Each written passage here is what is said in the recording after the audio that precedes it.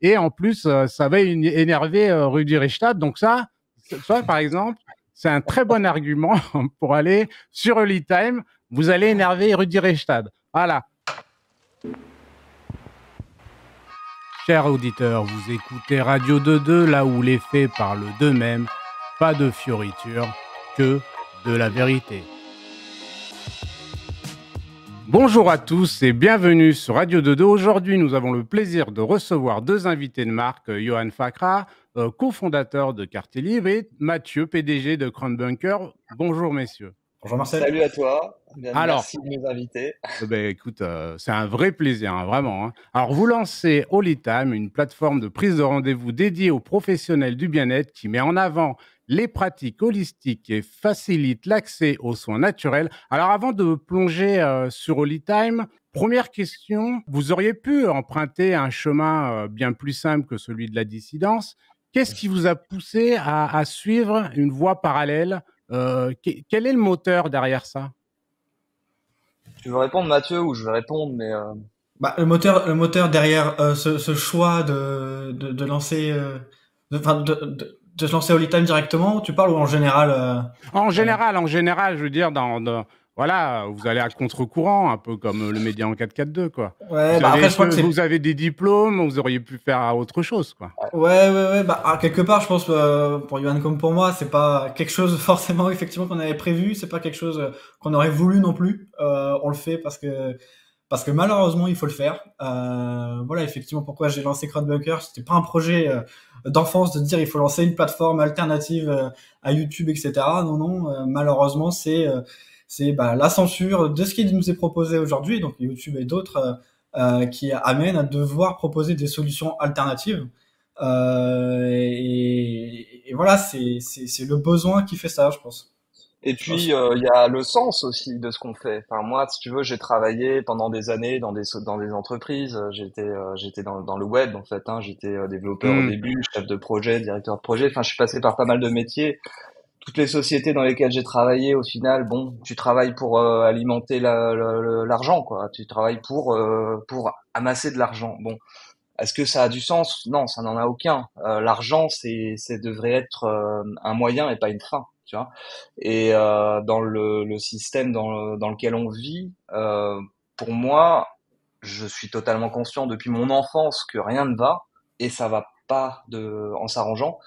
Donc pour moi, ce qui fait réellement sens, c'est d'œuvrer pour à mon niveau améliorer les choses.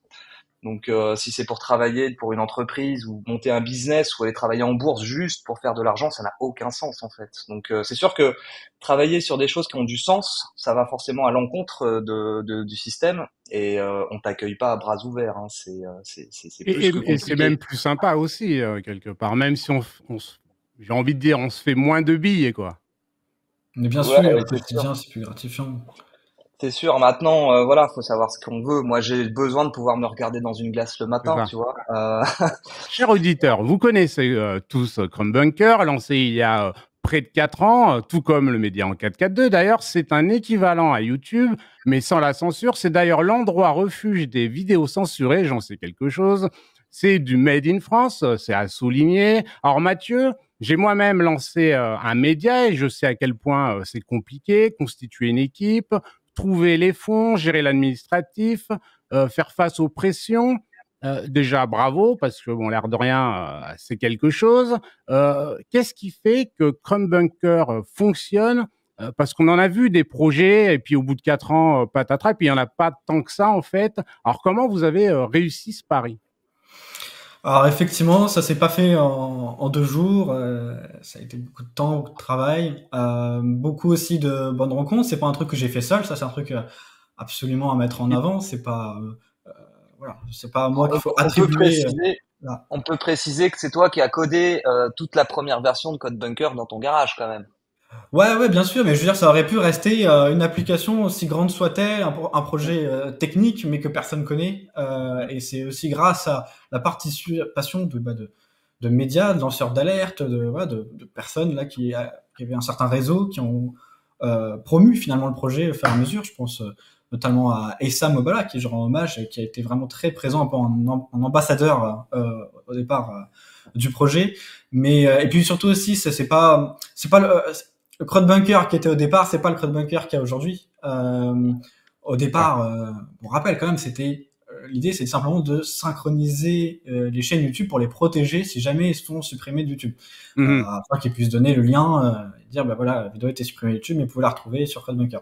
Au début, c'était simplement ça. Donc en final, c'était les premières chaînes qui étaient particulièrement sujets à la censure de YouTube qui sont venues dessus, qui ont synchronisé leur chaîne. Et puis, vu qu'effectivement, ils ont eu de la censure, comme on s'en doutait, ils ont amené leur communauté petit à petit pour retrouver leurs vidéos censurées sur CodeBunker. Donc c'est ça un peu le qui a commencé à faire connaître la plateforme au départ. Et Puis c'est d'ailleurs aussi, comme ça qu'on s'est connus, Mathieu. C'est moi j'avais lancé aussi une plateforme qui faisait un peu ça aussi, hein, qui protégeait les chaînes YouTube et Odyssey aussi. Ça permettait de synchroniser, Odyssée, ça ouais. marchait plutôt bien. Je l'avais appelé quartierlibre.tv à l'époque, en attendant de changer de nom. Et puis quand j'ai découvert CrowdBunker que tu avais lancé, qui était abouti, mais 10 fois mieux abouti et techniquement bien plus solide, bah, en fait, voilà, c'est comme ça qu'on est rentré en contact et que on a appris à se connaître et que voilà. Mais ouais, et puis non, mais c'est ça. Et puis, comme tu dis, dans le contexte actuel, il n'y avait pas beaucoup d'alternatives. Aujourd'hui, heureusement, et c'est très bien, il y en a un peu plus. Mais fin 2020, Odyssey était pas connu en France. Mhm. Eux aussi, en fait, ils venaient juste de se lancer, hein, d'ailleurs. Et puis voilà, les gens utilisaient surtout Telegram en fait pour partager du contenu qu'elle n'avait pas censuré. Mais bon, bien sûr, Telegram c'est une messagerie, c'est pas fait pour ça à la base, donc c'était pas vraiment adapté. Il y avait un petit décalage. Et voilà, donc pour te répondre, à force que les gens sont venus, qu'il y a de plus en plus de chaînes qui se sont créées, puis après il y a eu le besoin de publier directement plutôt que repasser tout le temps par YouTube, se refaire supprimer et aller rediriger vers CrowdBunker. Du coup, de plus en plus après, on demandait, puis on l'a intégré, de pouvoir publier directement sur Non, mais c'est CrowdBunker. génial, hein, franchement, c'est vraiment, c'est super. Enfin, nous, on est très contents aux médias en 442. Tu as pléthore de sites qui sont bien contents d'avoir ça pour justement avoir leurs vidéos qui sont censurées sur YouTube et qui sont voilà, visibles sur CrowdBunker. Nous, on sait, on le met. Et franchement, c'est quand même très bien fait, quoi. Je veux dire, il n'y a pas Merci. forcément de bugs, il n'y a pas forcément. Enfin, moi, je trouve que c'est super bien fait, quoi. Pour le coup, les gars. Alors, justement, c'est positif, mais. Au niveau des chiffres, ça donne quoi? Il y a un peu, il y a beaucoup de monde Au niveau de l'audience, Ouais, elle est en moyenne autour de 1,5 million d'utilisateurs uniques par mois, majoritairement en France, hein, 90%, ce qui est d'accord. énorme hein, déjà. au Québec, en C'est énorme, c'est Belgique. énorme. Et voilà, ça commence de plus en plus à s'étendre dans d'autres langues, petit à petit. Ça reste très minoritaire, mais voilà, D'accord. dans d'autres pays comme ça. Après, c'est vrai, c'est assez stable depuis un an autour de cette moyenne-là. Ça fluctue évidemment entre les mois, et des mois ça va être à 1 million, des mois ça va être à 3 millions, en fonction des événements aussi, Hmm. quotidiens. Mais Vous avez pas eu trop parce qu'en fait, toutes les vidéos censurées elles sont chez vous, quoi. Donc vous avez pas eu de problème par rapport à ça? Les autorités où on vous demande de retirer telle ou telle vidéo ou... bah, un petit Un peu, peu, ouais, quand même. voilà. Entre les gens eux-mêmes qui sont pas contents, qui veulent, qui sont concernés dans les vidéos, parce que bien sûr, des fois, les vidéos, elles sont même sur des personnalités, sur des choses comme ça, des choses qui sont dénoncées. Parfois, c'est pas que des choses évidemment Mhm. positives. Justement, si elles sont sujets à la censure, c'est rarement des choses pour parler de la pluie et du beau temps. Donc, voilà, il peut y avoir les personnes concernées qui demandent, qui menacent, etc., pour que les vidéos soient supprimées.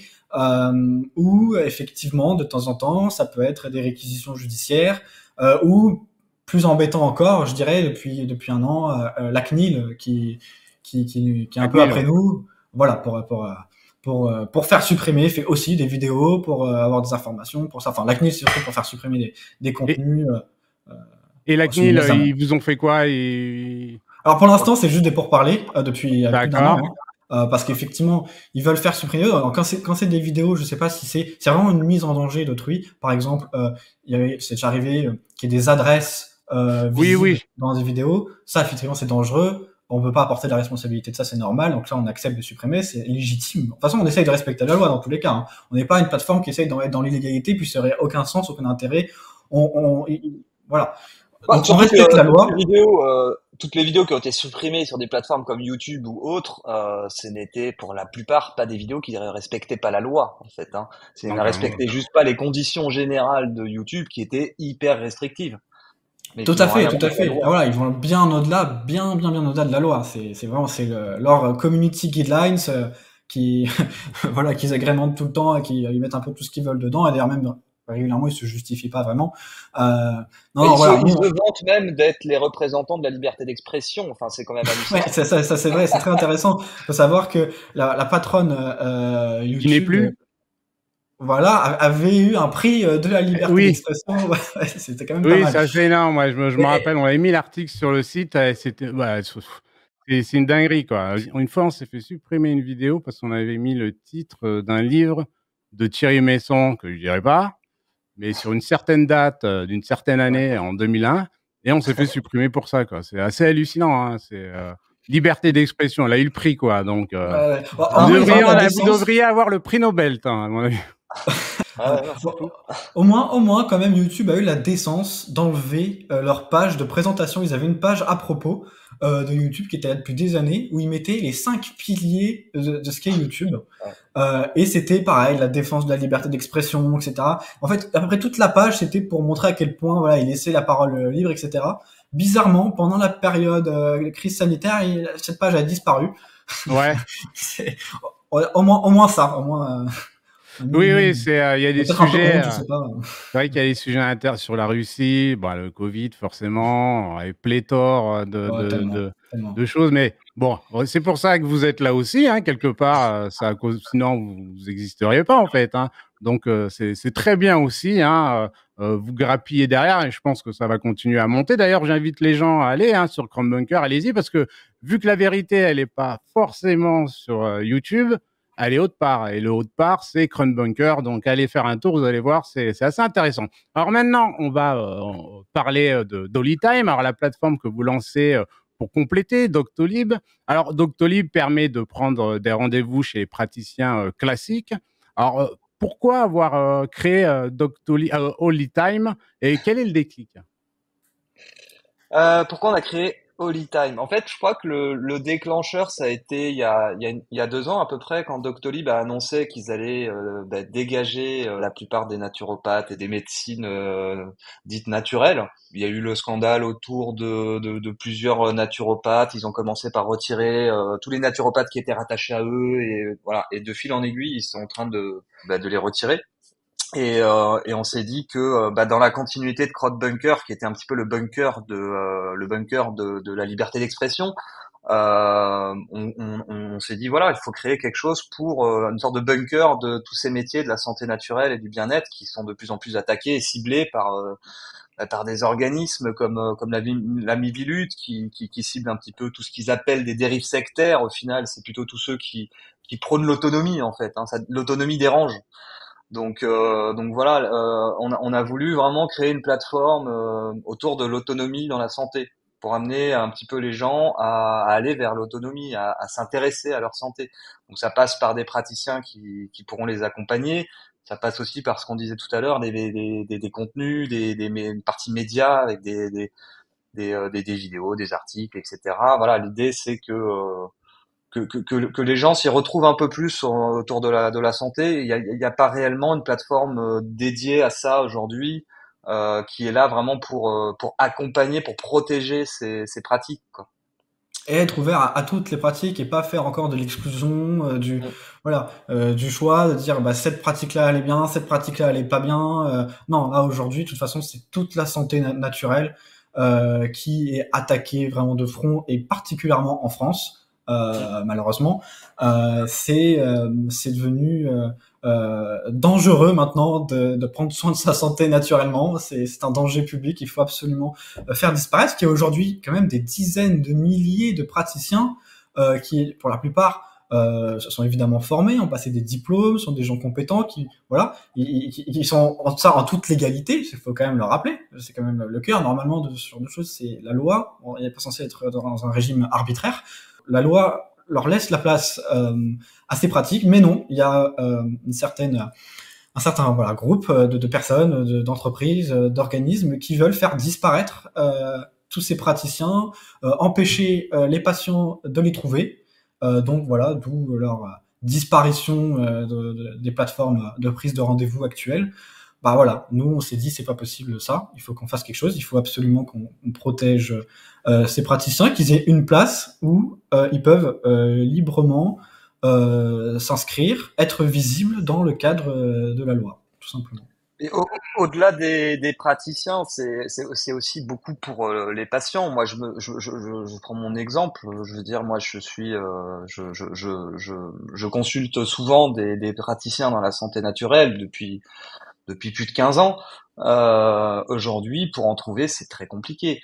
C'est-à-dire que c'est beaucoup le bouche à oreille. Mais je veux dire, tu fais une recherche sur Internet quand tu connais pas, tu vas tomber sur tout et n'importe quoi, tu sais pas où aller. Si tu connais pas quelqu'un pour te recommander quelqu'un, un praticien, c'est compliqué aujourd'hui. Et puis, comme tu disais tout à l'heure, Mathieu, aujourd'hui, ce sont des métiers qui sont pas du tout reconnus en France. Donc, qui dit pas reconnu dit aucun contrôle. Il y a, je veux dire, c'est pas comme en Suisse, par exemple, où c'est très contrôlé, ces métiers-là, etc. En France, pas du tout. Donc, ça veut dire que c'est un petit peu la porte ouverte Hmm. à tout, quoi. Et moi, demain, si je veux, j'ouvre un cabinet de naturopathe. Vous voyez, j'ai aucun diplôme, je peux m'imprimer un diplôme sur Photoshop, qui va aller vérifier. Bon, voilà, il n'y a pas de contrôle réellement. Donc, pour les patients, c'est vraiment compliqué de s'y retrouver. Et nous, on a voulu vraiment créer une plateforme démocratique sur laquelle tout le monde a sa place, mais on utilise en fait l'intelligence collective pour mettre en avant ou en retrait les praticiens en fonction des avis de chaque patient qui a été les consulter et de créer une sorte de bouche à oreille généralisée en fait. Tu vois. Hmm. Vous touchez quand même à un sujet explosif puisque la médecine alternative s'éloigne de la médecine Doliprane classique. Ça veut dire que euh, vous n'allez pas faire les affaires des grands groupes pharmaceutiques, hein, si ça continue à Oui. fonctionner, que ça grandit, que les gens découvrent le jeûne, par exemple. Bon, ça va pas les aider, quoi. Est-ce que justement vous craignez pas, parce qu'on l'a vu avec Thierry Casasnova, hein, 3 jus de carotte, le mec, il a pris cher quand même, il a vraiment pris Ouais, cher. Est-ce que vous craignez ouais. pas ça justement, la répercussion Bah, on la craint pas forcément, après on s'y attend, on s'attend très bien, voilà, on vit pas dans un monde pareil, on sait très bien ce qui va se passer, on sait très bien que, comme tu dis, on dérange, comme tu dis, on fait pas les affaires de lobbies extrêmement puissants, hein, l'un des lobbies les plus puissants au monde aujourd'hui. Donc effectivement, voilà, ce lobby en question n'a pas énormément de danger en sa position actuelle, mais il y a quand même deux choses qui le dérangent aujourd'hui, c'est que effectivement il y ait des praticiens qui puissent promouvoir des services ou des produits qui ne rapportent pas d'argent du tout et que en plus elles sont en train, c'est vrai, d'être de plus en plus utilisées par la population. On parle en France que c'est quand même plus de 40% qui déclarent y aller chaque année. Donc Et, forcément, voilà, incroyable? ça leur plaît pas beaucoup. et Et en, 60%, donc une majorité des Français qui déclarent préférer se tourner vers des pratiques naturelles que vers la médecine allopathique quand ils ont un problème. encore pire même, c'est que les gens s'autonomisent et prennent en main leur propre santé, là, en toute responsabilité leur propre santé, et du coup, voilà, essayent d'être en meilleure santé, et donc finalement, je dis des choses très simples, sont moins souvent en mauvaise santé, et donc utilisent moins souvent leur service. Voilà, tout simplement. C'est vrai que les médecines naturelles sont souvent mises de côté et discréditées. Et alors, malgré, il y a beaucoup de potentiel, quoi. Mais alors, exemple du jeune, hein, par exemple, qui démontre des résultats impressionnants. En Allemagne ou aux États-Unis, c'est pratiqué, ils pratiquent le jeûne, mais c'est normal, hein, pour eux, c'est tout à fait normal. En Russie, bon, voilà, n'en parlons pas. Ils sont même remboursés par la sécurité sociale. D'ailleurs, j'encourage les gens à aller regarder un reportage sur Arte intitulé Le jeûne, une nouvelle thérapie, point d'interrogation, qui traite de ce sujet. Qui est Alors, pas tout récent en plus, hein. Ça fait déjà une bonne quinzaine d'années, une dizaine d'années au moins, hein, qu'il a été ouais, publié, je ouais, crois. mais c'est incroyable. Là-bas, pour eux, c'est quand même quelque chose de costaud, quoi. Et justement, c'est quoi qui bloque ça? Pourquoi se priver d'un truc aussi révolutionnaire? Ah, on ne peut qu'émettre des suppositions, hein, mais bon, on connaît un petit peu l'influence que peuvent avoir certains lobbies sur les décisions politiques. Donc la France, je pense qu'elle n'est pas épargnée loin de là par tout ça. Je pense que c'est Mhm. même un des pays les plus vérolés, si j'ai envie de dire. Mais bon, pratiquer le jeûne, voilà, il y a des centaines d'études dans le monde qui prouvent les bienfaits du jeûne sur le cancer, bon, voilà, on pourrait en parler pendant des heures. C'est pas le sujet. Euh, mais malheureusement, le jeûne, bah, c'est surtout de la prévention. Ça fait que les gens qui pratiquent le jeûne sont en bien meilleure santé. Donc, qui dit des gens en bien meilleure santé dit des gens qui consomment beaucoup moins de médicaments, qui vont aller beaucoup moins à l'hôpital, voilà. Donc tous ces traitements qui valent des fortunes et qui rapportent des milliards à ces labos, bah forcément ça leur fait une belle épine dans le pied tout ça. Donc ils bataillent contre. Donc c'est pas étonnant, j'ai envie de dire, mais en tout cas la Mhm. réalité c'est ça. Ouais. Ouais, cela dit, voilà, je préfère quand même préciser qu'évidemment, voilà, l'objectif de Olitam, notre objectif à Johan et moi, est pas de promouvoir le remplacement des médecines Oui, conventionnelles oui. par les médecines, ce qu'on appelle pratiques complémentaires, justement. On dit complémentaire, c'est pas pour rien, effectivement. Souvent, c'est en amont, c'est justement pour être en meilleure santé, pour améliorer sa santé, peut-être plus que pour se soigner, pour remplacer un traitement d'un cancer, je ne sais quoi. C'est pas évidemment ce qu'on essaye Non, non, d'inciter non, par je là. reviens. Et après Holy Time, ça reste, je veux dire, ça reste une à la base en termes de par rapport à tout, c'est une plateforme qui va référencier des praticiens, c'est une sorte d'annuaire. Alors bien sûr, on va aller plus loin que ça. Mais ça reste une plateforme où, d'ailleurs, on propose un accompagnement juridique offert à tous les praticiens qui s'inscrivent sur la plateforme.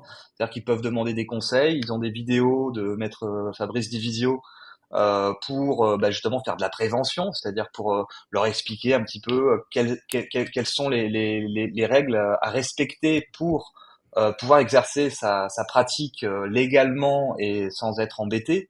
Voilà. Donc on accompagne les praticiens parce que c'est clair que aujourd'hui c'est une vraie chasse aux sorcières. Donc il y a plutôt intérêt à se blinder en amont. Donc nous on les accompagne de notre mieux pour ça.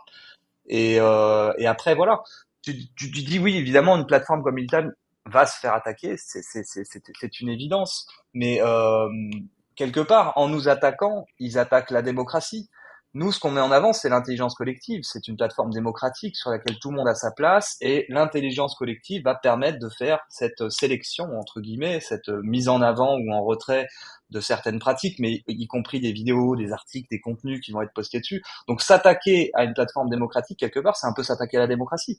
C'est, c'est pourtant ce qu'ils prônent. On est censé être en démocratie, donc ça serait assez rigolo qu'ils nous attaquent. Alors justement, on parlait tout à l'heure, c'est vrai que tu disais n'importe qui peut avoir un diplôme. Est-ce qu'il y aura des contrôles par rapport à ça, de ceux qui peuvent venir, pour justement sécuriser aussi les gens qui viennent sur votre site? Et puis on imagine bien qu'il y en a qui vont aller sur le site pour voir si tout est réglo, pour voir s'il n'y a pas des charlatans, des choses comme ça. Donc il y a quelque chose de prévu à ce niveau-là? Ouais, bien sûr, bien sûr. Mais il y a plusieurs choses, il y a plusieurs niveaux. Déjà, bien sûr, on prend le temps de relire leur profil pour les aider eux, hein, pour pas que même déjà ils se fassent attaquer avant qu'ils soient publiés en ligne. Ensuite, il y a ce qu'on appelle un badge de diplôme vérifié qui est facultatif, c'est-à-dire qu'on va pas quand même imposer, on laisse quand même justement pour rester en cohérence avec voilà cette ouverture. On va pas imposer à ce que chaque praticien qui veut apparaître ait tel ou tel diplôme, plus ou moins reconnu, etc. Par contre, s'il le souhaite, il peut nous montrer, nous faire vérifier les diplômes qu'il a, et nous, on pourra attester qu'on a vérifié qu'il a bien tel ou tel diplôme. Donc, c'est un badge particulier sur son profil. Il y a quand même un système de signalement, parce qu'après, entre voilà, bien sûr, ce que disent les praticiens, ce que nous montrent, on sait pas on n'est pas avec eux dans les consultations. S'il y a voilà, il arrive qu'il y ait des problèmes graves pendant les consultations, les patients peuvent nous les signaler.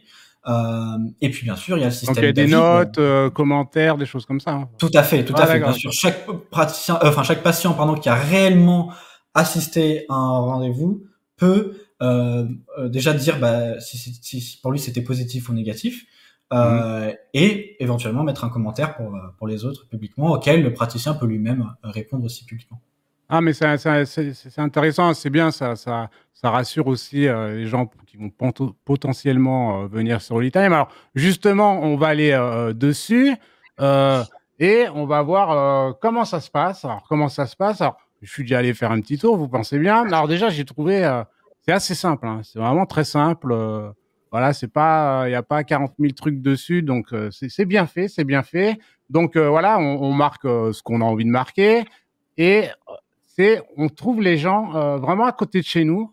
Alors ça, c'est génial. On a même une petite carte à côté. Vous avez combien d'ailleurs de praticiens sur votre site? Alors, il y en a, bon, il y a ceux qui se sont préinscrits. Il y a ceux qui sont préinscrits déjà depuis la campagne, qui sont encore en train de remplir leur profil. Petit à petit, tous les jours, là, ils terminent leur profil, ils remplissent leur créneau. Donc, il y en a à peu près sur des 1300.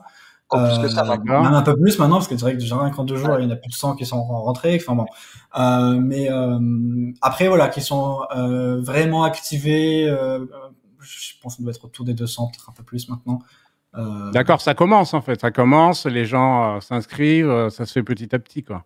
Oui, en fait, on a fait, pour refaire un peu l'historique, on a fait une campagne pour le lancement d'Holytime en fin juin 2023. Donc, on a fait une campagne de financement participatif et qui a duré plusieurs mois et il y a eu en tout, oui, plusieurs, 1200 praticiens qui s'étaient préinscrits pendant la campagne et Holytime a été lancé là le 15 juillet 2024. Donc, on a mis un peu plus d'un an pour lancer Holytime. Ça a été long. Ça a été long, il y a eu beaucoup de travail. Les plus gros chantiers, ça a été tous les points juridiques, hein, justement, et les points administratifs, etc. Pour être le mieux préparé possible à justement ces potentielles attaques qu'on pourrait recevoir, etc. à l'avenir. Donc, on a vraiment bien cadré les choses. Et bien sûr, le développement technique qui a pris beaucoup de temps, en heures, je pense même bien plus, mais en délai un peu moins, mais voilà. Et en fait, depuis le 15 juillet, c'est surtout les praticiens qui s'étaient préinscrits, qui ont commencé à activer leur profil et qui nous ont remonté un petit peu les fonctionnalités qu'ils auraient voulu, qui n'y étaient pas, qui nous ont remonté un petit peu les petits problèmes techniques. Forcément, au lancement d'un projet informatique, c'est inévitable. Donc, on a corrigé tout ça. On a passé l'été à stabiliser la plateforme. Là, aujourd'hui, on peut dire que la plateforme, elle est stable. Elle continue d'évoluer et pour rester dans l'aspect démocratique dont on parlait tout à l'heure, Holytime, notre grande ambition, c'est d'être vraiment proche des utilisateurs. C'est-à-dire que pour l'instant, c'est pas encore le cas, mais on a des utilisateurs qui nous remontent pas mal de choses par email, donc on discute avec eux, et puis il y a pas mal de choses qui ont évolué suite à ces retours aussi sur la plateforme, et on va mettre très bientôt là en place un système de vote en fait directement sur le site qui permettra à chacun, que ce soit des patients, des utilisateurs, des praticiens, de nous remonter soit des problèmes, soit des évolutions, des demandes d'évolution, des idées, voilà. Et les gens pourront voter. Et nous, derrière, on réalisera en fait tout ce qui sera le plus populaire en fait parmi l'audience, enfin parmi les utilisateurs, quoi. En tout cas, Marcel, j'ai l'honneur de te dire, là, je viens de vérifier pour te répondre, hein, en accumulant du coup les anciens praticiens, enfin ceux qui sont préinscrits pendant la campagne et là ceux qui sont inscrits depuis le lancement, on vient de dépasser aujourd'hui les 1700. 1700, d'accord. Mais je voulais pas te contredire, mais il me semblait avoir vu ça aussi. Donc, ouais. 1700, ouais. 1700, donc oui, ça, petit à petit, ça monte. Et comme vous êtes passé sur GPTV aussi, je pense que le fait d'avoir été vu aussi, bon, tout le monde n'est pas au courant forcément, donc il faut quand même passer sur les médias pour vous faire connaître. Donc j'imagine. Merci à toi d'ailleurs, encore une fois. Ça aide aussi, bon, c'est tout à fait normal. Alors justement, les praticiens, ils vont sur votre site, ils payent. C'est un peu comme Doctolib, donc ils payent quelque chose. Oui, ils payent quelque chose, mais pas la même chose. Non, ils payent pas la même chose, non. On a mis en place un système d'abonnement payant, mais en fait, voilà, c'est 100% gratuit pour les utilisateurs qui veulent prendre rendez-vous ou qui veulent consulter le site. Ils ont juste besoin de se créer un compte parce que derrière, on a besoin de leur numéro de téléphone pour les validations SMS, les rappels de rendez-vous, etc. Donc voilà, il faut se créer un compte et puis une fois que le compte est créé, on peut prendre rendez-vous avec des praticiens gratuitement. Après, les paiements des consultations, ils se font entre eux, hein, pour l'instant. Mais voilà, en tout cas, c'est gratuit pour les patients. Pour les praticiens, on a mis en place un abonnement. À titre indicatif, Doctolib, pour ne pas les citer, ils sont à un minimum de, je crois que c'est 150 € hors taxe par mois, juste pour être référencé. Après, il y a plein d'options. Moi, je parlais avec un praticien, ça lui coûtait plus de 300 ou 350 € hors taxe par mois, parce qu'il avait choisi plusieurs options, etc. Donc, c'est assez cher. Et puis, au final, il ne propose que des fonctionnalités assez basiques, hein. C'est juste de la prise de rendez-vous, quoi. Il y a rien de plus. Et il y a le système de gestion des rendez-vous pour les praticiens avec un logiciel et tout ça, mais voilà. Donc nous on propose à peu près la même chose, sauf qu'on on est à 50 € hors taxe par mois. Là pour le lancement, on a fait une offre qui a 25% pour les 6 premiers mois, donc ça fait 37,50 € par mois. Seulement Et pour ceux qui s'inscrivent ces jours-ci là. Cette ouais, semaine. voilà, parce que ça va pas rester. C'était vraiment pour Ouais. le lancement qu'on a mis cette offre. Et donc voilà, on a un positionnement qui est, c'est pas non plus pas cher, c'est pas cher. On a essayé de chercher un bon compromis pour que ce soit accessible, que ce soit juste, parce que c'est vrai qu'il y a aussi beaucoup de praticiens qui n'ont pas énormément de rendez-vous chaque mois, donc ils n'ont pas forcément un gros budget. Maintenant, au Litime, l'idée c'est aussi que ça puisse leur permettre d'avoir plus de rendez-vous. Donc voilà, donc on a essayé de trouver le prix le plus juste et aussi pour permettre à la plateforme de se développer, de pouvoir payer un petit peu toutes les équipes, parce que voilà, tout ça, ça a un énorme coût derrière. Hein. Faut pas le négliger non plus, voilà. Donc ouais. Alors, même si Holytime, c'est dédié à la médecine douce, un médecin généraliste, il peut se mettre sur Holytime ou... Tout à fait, on en a. On D'accord. en a déjà. C'est pas... Ouais. D'accord. En fait, on a tourné cette plateforme autour des médecines naturelles et holistiques parce que c'est effectivement ces pratiques-là qui aujourd'hui sont en danger. Mais justement, on refait pas le même schéma que d'autres plateformes où on exclut des pratiques de manière arbitraire. Non, non, aujourd'hui, tout le monde peut s'inscrire sur Holytime. Il y a évidemment plein de médecins généralistes qui se sentent totalement en accord avec cette approche, qui d'ailleurs, faut rappeler, il y a beaucoup de médecins généralistes qui sont aussi homéopathes ou qui font Oui, aussi oui, de la tout à fait. phytothérapie. Voilà. Donc, Non, non, puis il y a aussi des médecins ouvert à tout le monde. généralistes qui ne sont pas forcément dans des pratiques naturelles eux, mais qui, moi, je sais que mon médecin généraliste, il va envoyer ses patients voir des naturopathes, voir des acupuncteurs. Enfin voilà, il y a beaucoup de médecins aussi qui s'ouvrent de plus en plus à ces pratiques. Faut pas oublier que ces pratiques-là, ce sont pas des pratiques récentes, quoi. C'est des pratiques pour certaines qui ont plusieurs milliers d'années, quoi. Oui. Donc Alors, moi, je vais vous dire, hein, franchement, je trouve l'idée géniale. Hein. L'idée, elle est géniale.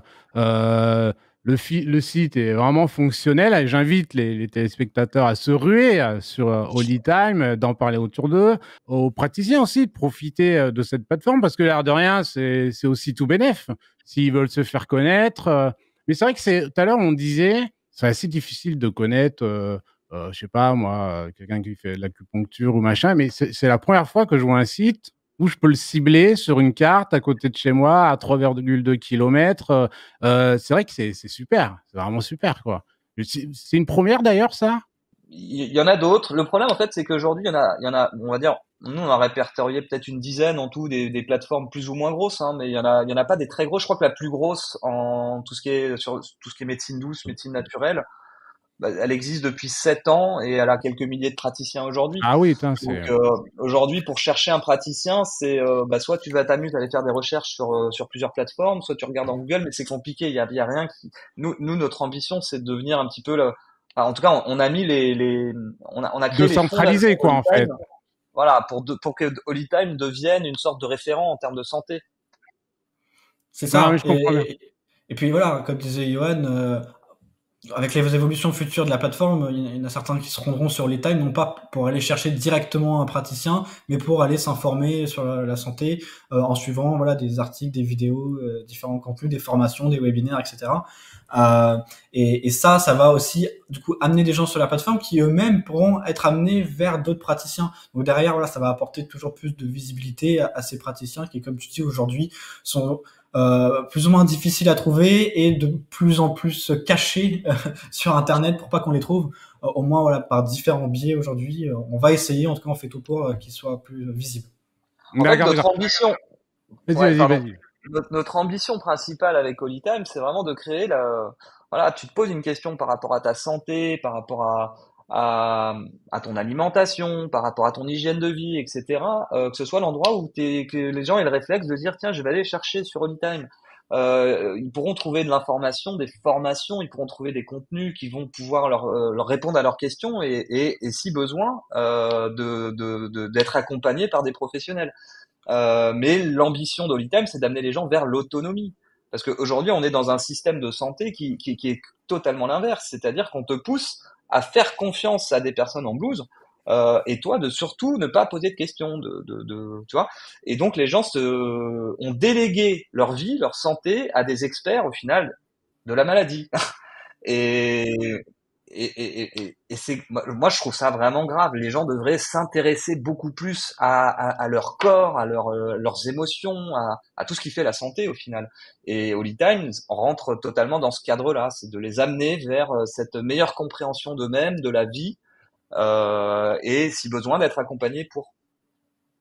Oui, mais c'est vrai que les populations sont un peu esclaves, hein. Et encore, en plus, le pire, c'est que souvent, on nous renvoie avec un Doliprane. C'était ça pendant le Covid. Donc, tu te dis, bon. Donc, en tout cas, c'est une très, très bonne idée. Alors, comment vous comptez populariser Holy Time auprès du grand public? Vous avez prévu des vidéos, des conférences Bah déjà, bah, c'est grâce aux médias comme alternatifs, comme le média en 442. Voilà, tu as parlé de géopolitique profonde il y a quelques jours. Il y en aura d'autres qui vont venir au cours des prochaines semaines. Donc ça, c'est évidemment très important et indispensable pour nous, parce que ça sera certainement pas évidemment les médias mainstream qui vont parler de cette pas plateforme. BFM. Enfin, ils vont peut-être en parler, mais oui, ça sera pas bon. Exactement. Mais limite, vaut mieux pas en parler parce qu'ils risqueraient. Bah, c'est clair que s'ils en parlent, ce sera pas en bien, ça, c'est clair. Non, non, mais c'est si pas ça grave. parle, ça nous fera quoi qu'il arrive de la pub. Donc, Oui, Voilà, carrément, mais carrément. Bon, on espère que BFM en parlera, du coup. Alors écoutez, messieurs, hein, je le répète, hein, l'idée est géniale, le site fonctionnel. Hein, j'invite les téléspectateurs à se ruer sur Holy Time et aux praticiens de profiter de cette plateforme. Alors, il y a un nouveau monde qui s'ouvre à nous. C'est celui de la liberté, de choisir les soins naturels sans forcément recourir à des médicaments. Et en plus, ça va énerver Rudi Reichstadt. Donc ça, par exemple, c'est un très bon argument pour aller sur Holy Time. Vous allez énerver Rudi Reichstadt. Voilà. Donc allez-y, hein. Vous voyez, les fonds foncés, les gars. Donc écoutez, Mathieu, Johan, merci encore de nous avoir présenté Holy Time et de contribuer à bâtir un monde plus libre. Alors, chers auditeurs, praticiens ou patients, partagez vos avis en commentaire sur Holy Time. Cette innovation qui révolutionne le monde de la médecine. N'oubliez pas d'aimer et de partager cette vidéo. On se retrouve très vite sur Radio 22 pour de nouvelles interviews. Merci à tous. Merci Mathieu. Merci Johan. Et je vous dis au revoir. Et à très bientôt. À très bientôt. Merci à toi et puis merci à vous de nous avoir suivis. Merci. Au plaisir, au plaisir. Si vous appréciez cette vidéo et souhaitez soutenir mon travail, vous pouvez faire un don sur Tipeee. Le lien est sous la vidéo. Chaque contribution, même petite, m'aide à continuer de créer du contenu de qualité. Un grand merci pour votre soutien. Allez, à ciao les gars.